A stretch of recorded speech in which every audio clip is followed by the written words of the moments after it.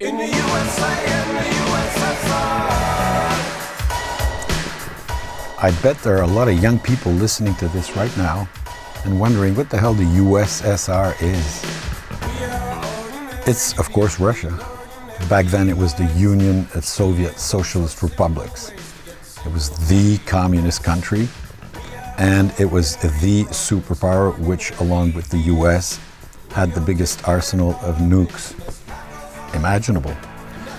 And it doesn't seem that obvious today, because today ISIS is the big enemy, and but back in my youth, the big enemy, or at least the biggest threat that you could face was this supposed possible exchange of nukes between those two superpowers. It was called the Cold War. And a lot of people were frightened by it. Even back then, I remember Sting. I don't remember what the exact title of the song was. I believe it was Russians. In any case, he clearly says in that song, I hope the Russians love their children too. He does. He says it. So, see, I'm not the only one who... And so we thought this subject was something to behold, to the point where we wrote this song about it, which basically says we are ordinary people and we would appreciate it to live our lives in peace without this constant threat of being nuked by you guys, right? And when I say you guys, I mean the major superpowers. And all of a sudden, the press started talking about the band as being politically oriented. No. We never took sides in anything that had to do with politics for a very simple reason.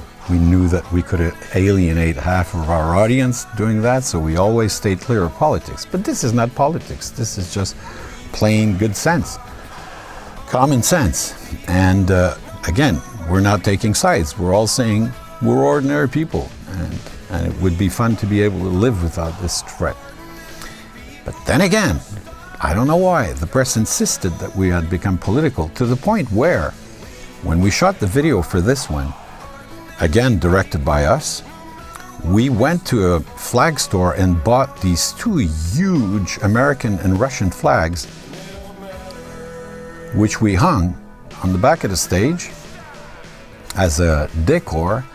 And the American flag, being the rock and roll blue, red and white thing it is, it stood out like a sore thumb, whereas the Russian flag, which is all red with that little sickle in a corner, just went completely unnoticed. But they were there in the video, and again, we got a lot of flack from the fact that we were highlighting the American position in this, so to speak, conflict, as if we were taking sides, because all we saw in that video was that big American flag just being flashing there in the back of the stage, but we weren't. It's just that the Russian flag couldn't be seen. So again, let it be known that what we say in this song is, we are ordinary people. No matter what we stand for, we're all the same, and it doesn't matter. in the U.S.